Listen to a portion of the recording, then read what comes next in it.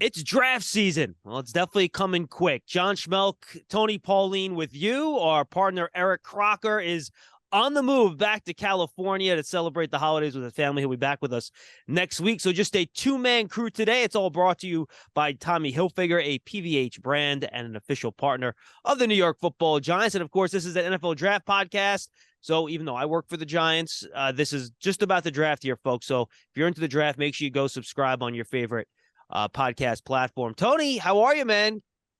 I'm okay. I hope everybody's well. Getting ready for the holidays. I guess Hanukkah started this weekend. Happy Hanukkah, everybody. And Christmas is right around the corner. So exciting times. And then, we come down the end of the NFL season. It also means that we're getting it's bowl season on the college schedule. And a lot of college declarations, a lot of underclassmen going to sit out these games and prepare for the combine, pro day workouts, and things of that sort.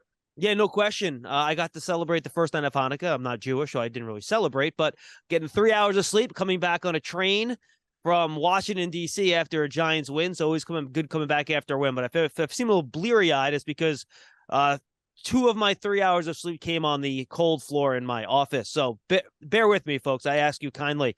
All right, Tony, so let's go through this first. You talk about a lot of underclassmen declaring, coming out for the draft.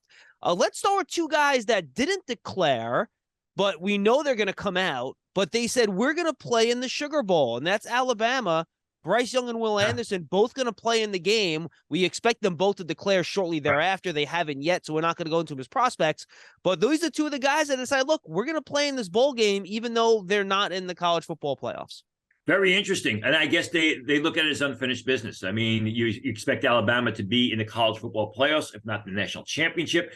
That's not going to happen this year. Nick Saban, he does a good job with his players because he doesn't try and always re-recruit the players. He tells the players, listen, if you're going to be a top 15 pick in the NFL draft, you got to go. And both Bryce Young and Will Anderson are going to be top 15 picks in the NFL draft. So, good on those guys. Good for Nick Saban. I think it's the way he runs the program. I think they feel is a bit of unfinished business.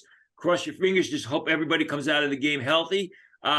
These are not trendsetters. These guys are the exception to the rule, as we're going to see as we move towards the end of December and through the beginning of January. Yeah, we expect both those guys to likely be top 5 picks, at the very worst, top 10 picks. Certainly in the draft this year. So we're going to go through these early declarations. We're going to go through, some of the minor bowls that have already happened. If a couple guys jumped out to either one of us, we'll look ahead to some of the bowls next week. We're going to stop short of the college football playoffs and maybe a couple of the major bowls over that weekend, because we're going to have a show next Wednesday that'll cover that. So we'll kind of cover all the games heading into, that Wednesday night before we do our next show next week. So, Tony, we've had a bunch of declarations. Let's kind of group the wide receivers together first, because I feel like these underclassmen are sitting there like, wow, this is a pretty open wide receiver class. We better declare. We could be the first guy taken, and I think it's really up in the air. So let's start with Jalen Hyatt, who obviously had a monster year for the Volunteers at Tennessee. I went back. I watched a lot of his tape heading into this podcast to get ready for it. He has speed, and that's the best thing I can say. He's fast. He can run away from people. I don't see a really well-rounded game quite yet, in my opinion. You don't see contested catches. It's not he's not really sun at the top of his routes like you expect a speedster to be. But boy, straight line, he runs by everyone. Very unpolished, but a home run hitter at the position. And I mean, he continually delivered for Tennessee in that fashion. And when you look at the receiver position, it's not very strong. There's a good possibility Jalen Hyatt could be the first receiver selected somewhere late part of round 1, because it's really bare. I mean, Quentin Johnston's going to enter the draft. I'm sure he'll compete for that number 1 receiver spot. Kayshon Boutte has announced that he's going back to LSU for another year. Good on him, because he did not have a good season. I mean, really, the door is wide open. And I think with Jalen Hyatt, he's going to have to work on his routes. You're going to have to develop a route tree, because he doesn't have it. He's going to have to work on his footwork in and out of routes, keeping that speed into and out of breaks, so he can separate. But still, as you said, I mean, he's a home run hitter. He's the type of guy that defensive backs are going to have to move a step or 2 back. The safety's going to have to keep an eye on him when he steps to the line of scrimmage. And in what looks like a very weak receiver class, I mean, he's got the speed, he's got the home run hitting ability. And he showed it week in and week out when he wasn't even expected to be the #1 receiver, excuse me, for Tennessee coming into the season. Yeah, 6'1", just 180 pounds. He's kind of leggy. He's got very long legs, which might have to do with his ability to come in and out of those breaks very sharply, Tony. But he certainly has that speed, man. And you're right. He's going to be competing with some of these other guys we're going to talk about shortly for the top wide receiver taken. And he's all I think, I had it written down. I don't have it in front of me though. 15 touchdowns this year for Hyatt, 18 touchdowns, something. It's ridiculous. He's been living in the end zone. And in big moments too. I mean, it wasn't like 15 touchdowns. It wasn't like 5 touchdowns, 6 touchdowns against Austin Peay. I mean, he performed well in the big spot for Tennessee. Yeah, no question. All right, let's go to another wide receiver that declared. This is something we talked about a couple weeks ago, but I went deeper into his tape from last year because he only played, I think, probably less than 100 snaps this year. That's Jackson Smith-Njigba, the wide receiver for Ohio State, 6 foot, 198 pounds.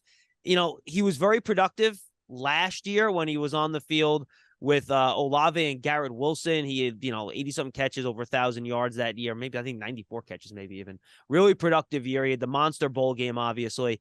I was surprised when I looked back at his tape because I didn't watch him closely last year, Tony.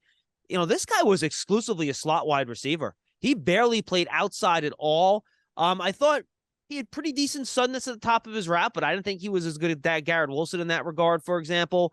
Good, not as fast as Chris Olave. Good, not great speed. I think a good, solid slot wide receiver, but I didn't see rare traits when I watched him on tape. They didn't need to play him outside in 2021 at Ohio State because they had Olave, they had Garrett Wilson, they had a couple other guys there. I like him a lot. The fact is he was C.J. Stroud's #1 target last year, and teams knew the ball was going to be thrown to him because Stroud wasn't looking at the other receivers, especially Olave, and they couldn't stop him. Yeah, he needs a lot of polish in his game. I think I don't agree. I think he made a mistake entering the draft. Missed most of the season because of the hamstring issue. Some people told me that he basically tuned out of playing this year in September. It was basically given at that time. Very difficult, sometimes doesn't work. When you get a guy who's on the downside, when you get a guy who hasn't played his best football, coming off a bad year, coming off a year like that, with a hamstring injury, to get him back to where he was. And again, we're not talking about an ankle or a knee. We're talking about a hamstring injury for a thinner receiver who's got decent speed. That's a concern. I think what's going to happen was if he had gone back and had a big year, he would have been a first-round pick. I think right now you're looking at day 2 for him. Yeah, and I probably think he's a more well-rounded receiver than Hyatt, to be honest with you. If I was picking between the two, I would probably pick Smith-Njigba at this point. Hyatt's going to out-test him at the combine. That's going to be a factor. He's probably going to be a sub 4.4 guy, I would guess, on his 40-yard dash. So we'll see. He'll have some work to do, but it'll be good competition for that first wide receiver off the board. But the thing is hamstring injuries and receivers, quick receivers, that's not a good combination. So there's going to be a lot of questions asked of him, and there's going to be a lot of questions asked of the medical staff at Ohio State as to exactly what went on. Yeah, and both Hyatt and Smith-Njigba, by the way, both said they're not going to play in their bowl game. So something to keep in mind here as we move ahead. Tony, one guy I was not that familiar with, and I was very excited to watch him, Josh Downs out of North Carolina. Smaller guy, listed at 5'10", 175, which tells me he was probably closer to 5'8", 165, based on how college programs list their height and weight. His weigh-in at the combine will be essential. But, boy, he plays a lot bigger than his size on tape. He makes contested catches. He's physical at the catch point. He's sudden. Talk about suddenness at the top of the route. This is your guy. I loved what I saw on tape. And if not for his measurables, Tony, he was the best wide receiver I watched out of all these guys that declared. Very reliable, very dependable. Another guy who, like Hyatt, came up in the big spot for his team. Fade routes or corner routes in the end zone. He come away with the catch. Ran good underneath routes, was in tune with his quarterback, knew how to separate, follow the quarterback across the field. Much better player in 2022 than he was in 2021, and he was a good receiver in 2021. All the signs are pointing north, but as you said, I mean, if he doesn't measure 5'10", where does he end up in the draft? Doesn't mean he's not going to be a good player. Just means that, there's not a big market for receivers that are under 5'10" in the draft. You're going to have to develop plays for him, develop positions for him, gadget plays. You talked about, Smith and Jingba being basically a slot receiver. That's what you're looking at in downs. Going to be a very good NFL receiver, I believe, if he used correctly. But again, you're looking at a day 2 choice. And another guy that declared out of Maryland, Tony, Raheem Jarrett. I watched him and I was surprised that he declared, to be honest with you. In that offense, he just wasn't asked to do a whole lot. It's a lot of just get it to him in space, let him run after the catch. And there weren't a ton of big yards after the catch plays, even though they tried to set those up for him. So I think he's looking at a early day 3, at best late day 2 type of pick. I have him right now as a 5th rounder. Okay. And a guy like Raheem Jarrett, you got to see what his testing results are, because he will be helped if he runs fast, and he's shown some deep speed. He's good, but he's not great. He's not special. There's nothing that really stands out about him. He made a lot of good plays came up consistently for Maryland. But again, there's nothing that separates him from everyone else. I guess I'm not surprised. I don't know that he was going to improve that much. I had him coming into the year as a 6th rounder. I moved him up to a 5th rounder. If he tests better, I may move him into the 4th round. But he is what he is. And what you're looking at is maybe a number 4, number 5 receiver at the next level. And then, Tony, I haven't watched him yet, but I know you're excited about Tyler Scott, wide receiver out of Cincinnati. Yeah, this guy, he reminds me a bit of Elijah Moore. He is a big play receiver. You want to talk about Jalen Hyatt, his big play ability? Watch Tyler Scott. The difference between Tyler Scott and Jalen Hyatt is Tyler Scott plays for Cincinnati. So at 3:30, he's not on network television. He's not on ABC or he's not on CBS. He's on ESPN2 or ESPNU. But this guy, he is a terrific pass catcher. He catches everything in sight. He's smart. He's got great intuition on the field, and he's got home run hitting speed. I've been told that he is running the 4.2s previous timing in Cincinnati, even if he runs in the low 4.3s. But again, he's like Josh Downs. He's probably not even going to measure 5'10" when he steps on the scale at the combine, which is going to kind of devalue his draft stock. I absolutely think Tyler Scott, who no one's talking about now, they will be talking about him after the combine, is going to be a day 2 pick, will also help out as a return specialist. Big time home run hitter who comes up a little bit shy for the measuring stick. All right, Tony, before you go to another position, give me our 10,000-foot view. You don't have to mention players if you want, but just take this wide receiver crew as a whole and compare it to what we've seen the last couple of years. It's way down. You're talking, you may have a couple of 1st-round picks. You may have guys who squeak into the 1st round, players who reach in the 1st round. It's basically day 2 and day 3 type of guys. You're looking at number 2 receivers, number 3 receivers, number 4 receivers. Not a lot of guys no Garrett Wilsons in this year's draft. Nothing close to Garrett Wilson in this year's draft. Fair to say, if you took this class combined with last year's draft, Tony, the guys this year are probably going 5th, 6th, 7th, like that type of area. Couple of 3rd rounders, but yeah, basically it's late day 2, day 3 type guys. Absolutely. Yeah. If your team needs a receiver, you better get one in free agency, because there's not a whole heck of a lot in the draft. Yeah, no one's going, these guys aren't going over Jake London. They're not going over Garrett Wilson. They're not going over Jamison Williams. They're not going over Chris Olave. Maybe Jahan Dotson. I think that's probably where the conversation starts. But the way Dotson's playing, maybe not. So look, I'm with you. I just think it's a deal where teams are going to pick him in the 1st round.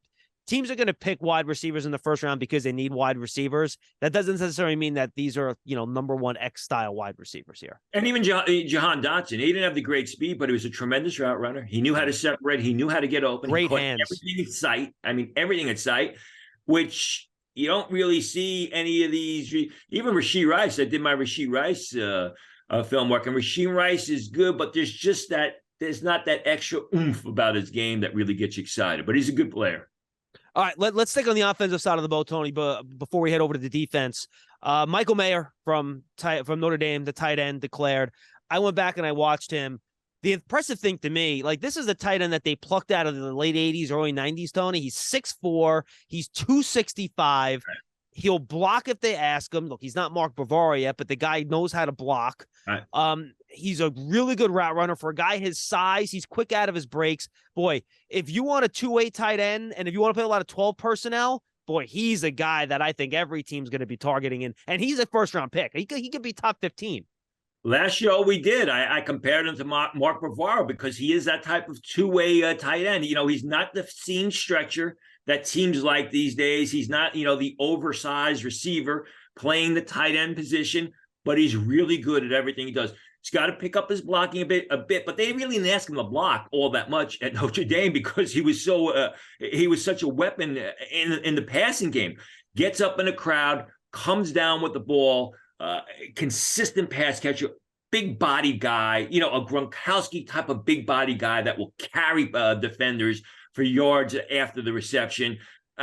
But again, he is your sort of throwback tight end. As you said, what we saw in the 80s and the 90s. That's not what people are looking for. That's not what people want these days. Still going to be a lot of value. One other tight end that I want to touch on, an underclassman who has already announced, is Tucker Kraft of South Dakota State.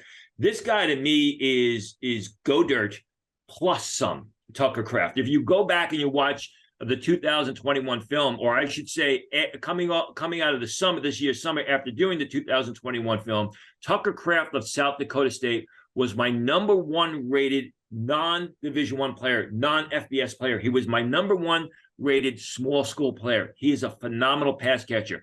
Played well against Iowa in the first game of the season, but hurt his ankle, missed the next 6 games. This guy is a dominant pass catcher. He is that oversized receiver at the tight end position. Some people say he's got confidence about himself to the point where some people say he's arrogant, but he's outstanding. And South Dakota State won their beat Montana State this weekend in the Division 1AA FCS semifinals. They're now playing North Dakota State. I believe it's the day before the national title game. That is going to be a game to watch. Tucker Kraft, the tight end, the junior tight end from South Dakota State, who's already announced he's entering the draft. I think he's an early day 2 choice. Well, you don't see many FCS players declare early. He's got to be talented if he's doing that. All right, Tony, fun game. What do you think the odds that a tight end gets selected before a receiver as the first player off the board in this year's draft? We got to see what the order is in the, what the order in the first round is. But I think it's, it's a distinct possibility. I think with Mayor of Notre Dame, there's not a lot of downside there. There's not the great upside. He doesn't need as much work on his game as, say, a Jalen Hyatt. He doesn't have the concerns of, say, Smith and Jimba of Ohio State, who basically hasn't played a season. So it's a distinct possibility. All right, let's go to our last offensive player here. The other player we want to touch here on offense, Peter Skoronski from Northwestern, the offensive tackle, Tony. He declared as well. We talked about him, I think, on one of our first episodes. And at that point, he was kind of considered the top tackle in the class. I think he's been overtaken by Paris Johnson out of Ohio State at this point. But look, he's as solid as a rock. I don't remember. Maybe it was you that reported it, or it was somebody else. I've been told he might not measure much longer than 32-inch arms. So right. I think a lot of teams might be looking at him as a guard at some point. He kind of reminds me of like a Jonah Williams type of player where some people might see him as a guard instead of a tackle, right? But he's going to be a first-round pick, and he's going to be a good offensive lineman wherever he winds up. May not even be 6'4" either, so you got to wait and see what happens there. He is the top guard on my board. I have him on my guard board. Now, when you watch him at left tackle, he's a premier pass blocker. I mean, terrific footwork, agile, is able to adjust to knock the pass rushers from their angle of attack. Good in motion, gets out to the second level. But the fact is he may not have those great left tackle measurables that team wants, which will push him inside the guard. Real zone blocking type of guy who you can put him in motion, you can get him out on the second level, you can pull him across the line of scrimmage, and he's going to do a good job for you. Again, another good player who was good in 2021, but really upped his game in 2022. I think he's going to go somewhere in the middle of round 1. All right, don't forget, folks, go download the Giants TV app. It's the Giants official streaming television app. You can find it for free on Apple TV, Roku, and all your other streaming services. Go check that out. All right, Tony, let's go to the defensive side of the ball. A couple Clemson players declared early. Let's first go to the linebacker position. Trent Simpson out of Clemson, one of these classic speed, undersized linebackers, 6'3", 230 pounds. Look, he runs. Like, you get him in space, he'll run, he'll chase. He can go sideline to sideline. He's willing to be physical, but he's just not that big of a guy. You like what you see. He's going to be a first-round pick. but he's one of these guys that you have to scheme around because he's not, going to meet these he's not going to do what these old school linebackers used to do, meet and shed offensive linemen running power right at him. Sort of your classic 4-3 weak side linebacker. Yeah, definitely a will. Coverage, drop him off the line, can cover the tight end downfield, can cover the running back, outstanding in pursuit. A guy who you may run some design blitzes on, but you're not really going to ask him to get a lot of force up the field. Obviously, he's going to have to test well because you want to see that those 40 times and the shuttle times match what you're seeing on film. If it doesn't, it's going to hurt his draft stock. And you want to see what his measurables are. He's small at 6'3", 230. It's not really that, you see a dude in a barn at 6'3", 230. You're not saying he's small, but he's very good. I mean, he's very athletic. He plays athletic football. He's very explosive. I have him right now, late first, early second with the underclassmen. You really want to see what their measurables are. I'll be redundant in saying that. And when I do, I'll put a final grade on Simpson. A real good football player. There's no doubt about it, though. A similar linebacker, at least size-wise, 6'5", 232, Drew Sanders out of Arkansas. Yeah. Another, he's a little bit taller. He's a little bit leggy. He's long. He can run. He's an explosive tackler. Now, he's missed a few, too many tackles for my taste, but he's very explosive at point of contact with other guys. And he has the tools you would want because of his length and coverage. Really good athlete, really interesting background. I think his dad, his dad is an arm wrestler or something like that. I think that's him, right? So, just real interesting background. And I think he's going to be an interesting player that team's going to get excited about because what a good athlete he is. Alabama transfer who came off a career year, had over 100 tackles this year, was constantly around the ball making plays, really was not much of a name in the scouting community before the season began and just blew up and just kept playing better and better and better. I think that, somebody like him, don't know that he's going to get into a game like the Senior Bowl because I don't know what his graduation status is. But with somebody like that, you want to see, how he does in the coverage drills. Is he smooth and fluid pedaling in reverse, or is he a guy that's basically in the box and sideline to sideline? I think right now you're looking at day 2 with Sanders coming off a great year. Understand why he entered the draft. I mean, it's going to be difficult for him to top his performance in 2022. You might as well strike while the iron's hot. Yeah, no question. I got his background confused with another player. His dad was a high school coach for a very long time. So he's a smart kid, knows what he's doing, and just someone to keep an eye on here as you move forward. Let's stick here, Tony, in Clemson. Myles Murphy. Yeah. And we talked about Michael Mayers being an old school tight end. Well, this guy's an old school 4-3 defensive end. He's on the bigger side. He's a good pass rusher. He's quick for a side. He's not going to be one of these, stand-up guys in a 3-4 that's, going to rush the passer and be afraid to, come after you in the run game. 6'5", 275. I think he's going to be a fit for any 4-3 scheme. And just because of his physical traits, and then, of course, his power, his ability, his athleticism, all that stuff, he's going to be a top 10 pick in this year's draft. He's always been on my board. I mean, I wrote about him over the summer. I had him rated slightly higher than Brian Brise. I like Murphy so much. I love his pass rushing ability, his speed off the edge. He's able to bend off the edge, plays with great balance, plays with great body control. He's got to get a little bit stronger. A couple of times this year, he's getting blown off the ball, especially late in the games on running downs. So he's going to have to improve his anchor and improve his play in run defense. But still, in a 4-man line, you put his hand in the ground. He is a terrific pass rusher. And in a passing league, you got to get a pass rusher. You got to get cornerbacks. You got to get guys up there that can harass the passer and sack the passer. And that's what Murphy has done very well the past 2 years. Yeah, no question about it. He's just a really, really, really good player.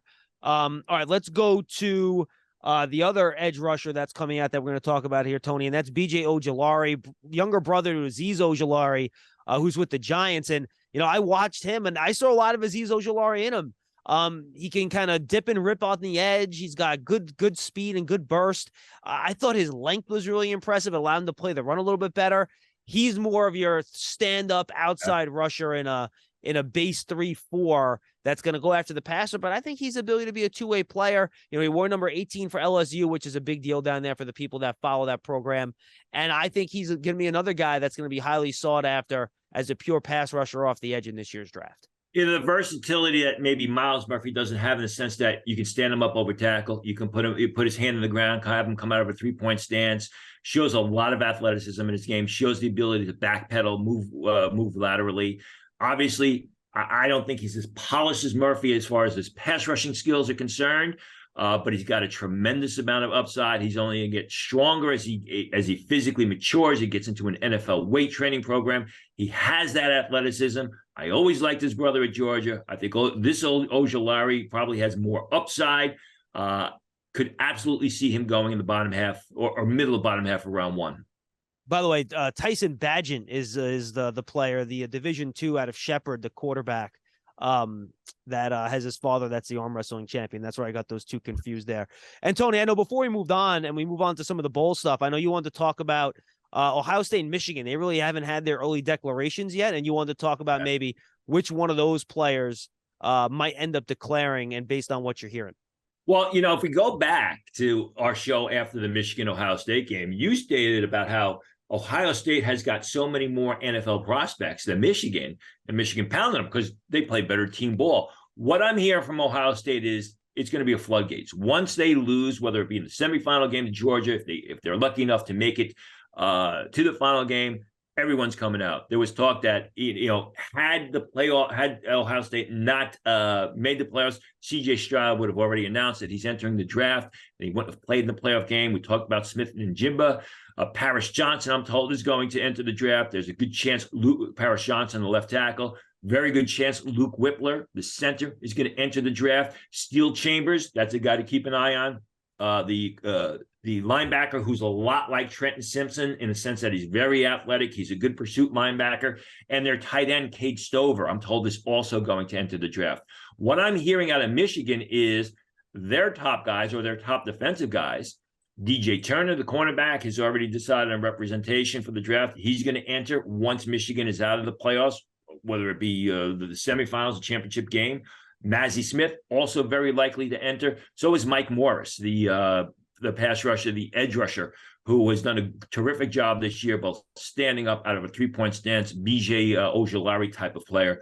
Those three guys from Michigan, I'm told, expected to enter the draft once Michigan ends their run in the college football playoffs.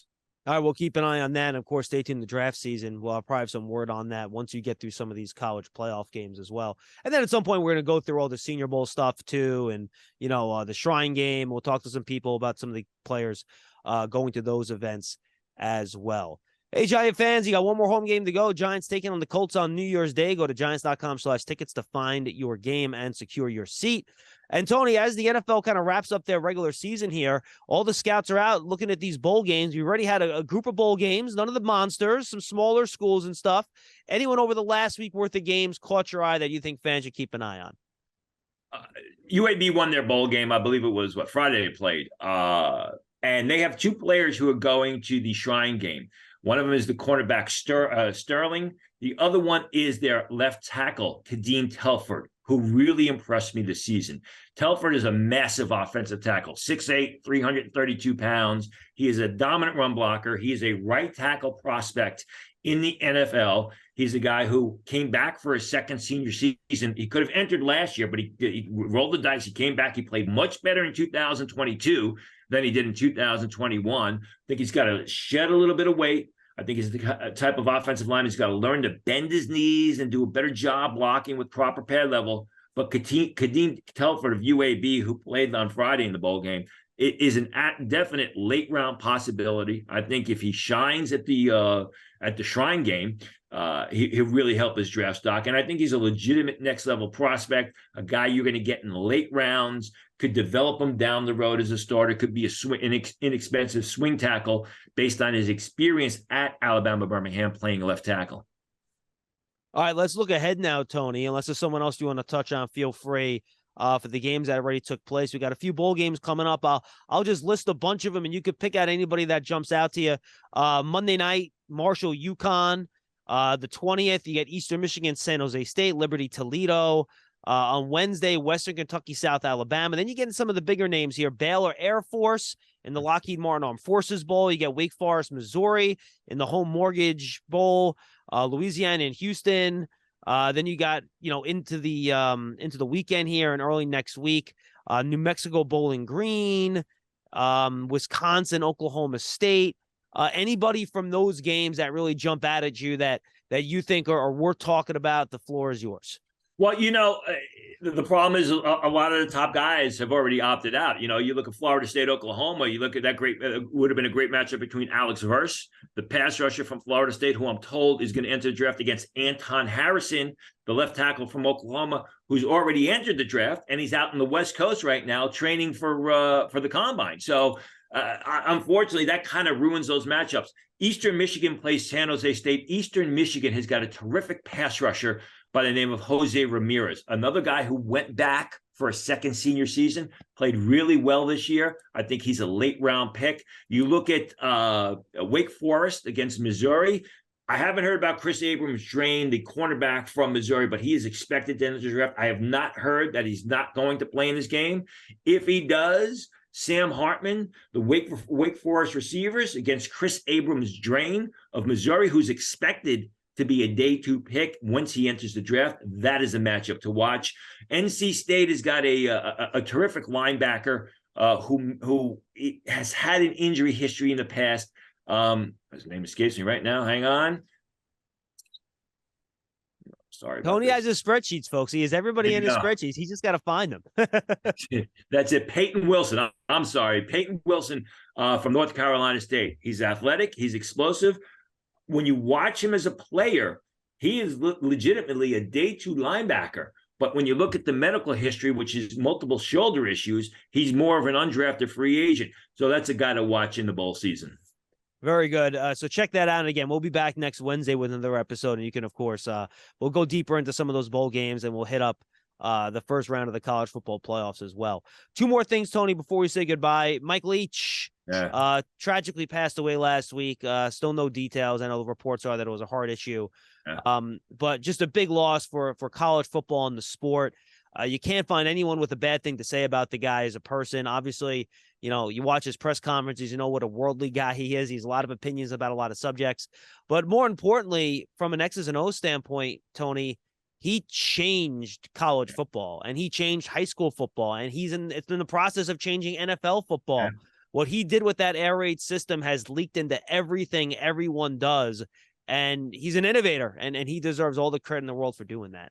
Yeah, I mean, it's just one continuation. I mean, the colleges take the kids that they recruit from high school, and the bigger athletes, which used to be, on the defensive side of the ball, are now put at receiver, or now put at pass catcher, and that affects what the NFL does. I mean, Leach took that Texas Tech program that was down, and he really built it up. He then goes to Washington State, which was for the longest time the cellar dwellers in the Pac-12, and he got them into the bowl scene after basically their season was over before it began. And then he was doing good things at Mississippi State, and developed a lot of players, and basically they weren't great players, but he developed the system and put them in a system where they could really succeed, and they did a great job. And you mentioned the type of personality he is. He was a fun guy to watch because he was able to make fun of everybody and anybody, especially himself. And I mean, it was fun to watch. I was told that it was a situation where he was told during the season that he wasn't feeling well and that he should take some time off, but he was just a workaholic, and he loved football and he loved coaching, and he didn't want to stay away. Yeah, there was a report from somebody that covered him for a long time down there that said he was suffering basically from heart failure over the course of the year. So it's just it's a shame to lose such an innovator. And he's a guy that you look at Cliff Kingsbury is a coach in the NFL right now, right? He has basically taken that system, and he kind of mastered that. I was listening to the interview he did with the Move the Sticks podcast with Daniel Jeremiah and Bucky Brooks, and he talked about the importance of not doing 100 things once, but doing one thing 100 times and just mastering a few specific things. And that's kind of what he focused on. Just execute a few things really well, and that's going to help you be successul. Yeah, and then there's the personality part of it. I mean, he was just a fun guy. I'm sure people have watched the reruns of the documentary, the short documentary, and the fact that he is secure enough that he had that picture of the George Costanza type picture with his head on it. People know what I'm talking about. They saw that documentary. I think just speaks volumes about him as a person. It's a shame. It's a shame for his family. It's a shame for the team. And I know we're talking about Mike Leach, but it's already affecting some of the Mississippi State players and their next level decisions. Some guys were planning to go back for a second senior season. They're already saying, listen, we're going to go to the NFL draft. We don't want to deal with another coaching change. And then there's the quarterback there, Will Rogers. I mean, is he going to enter the draft? There's talk he could transfer. So it had a really big impact. We talk about it from the outside looking in, but from the players that he coached, it's really affected them as well. Yeah, and the last thing we'll touch on here, Tony, is the Heisman Trophy. Caleb Williams out of USC, just go out there, play for that coach. If you're a quarterback, you got a really good chance of Lincoln Riley. You got a really good chance of winning the Heisman Trophy, it seems. And, Croc pointed out, I think either last show or the show before, how Caleb Williams had some traits that reminded him of Patrick Mahomes. I went back and I did a really quick watch. He's not coming out this year. He'll be, in the line for the first overall pick next year. And I see it, different arm angles, very creative. He can move. Really good arm. He just has some real special traits that if you get him with the right coach, like an Andy Reid, you could turn those, that ability into an excellent NFL quarterback. And that's the key, getting him with the right coach, because he's a good quarterback prospect, but you're going to have to get a coach that can harvest it and put him in the right situation, uses all his targets, can make all the throws, very athletic, a guy who's a great leader. I mean, he was just a tremendous leader, both at Oklahoma when he took over in 2021 and at USC. And for what it's worth, my wife is a big fan after watching his Heisman Trophy speech because she thought he did such a great job. So he seems to be that type, not only a great leader on the field, but a leader off the field as well. I'm gonna have to start making a Tony's wife draft board, and I'll start with Caleb Williams. I'll see who else gets on that board, Tony. Tony, anything else you want to add before we say goodbye? That's it. I mean, happy holidays to everybody, and we're getting closer to obviously the Super Bowl, national championship, and a lot of football in the coming weeks during the week, not just on the weekends. No question. For those celebrating Hanukkah, you're in the middle of it. Enjoy, celebrate, enjoy the Festival of Lights. Christmas coming up. Enjoy that. Merry Christmas, everybody. We'll be back again next Wednesday with another episode of Draft Season. Eric Crocker should be back from California and back in the mix with us on next Wednesday. Thanks for joining us on this episode of Draft Season. It's all brought to you by Tommy Hilfiger, a PVH brand and an official partner of the New York Football Giants. For Tony Pauline, I'm John Schmeelk. We'll see you next time. It's Draft Season.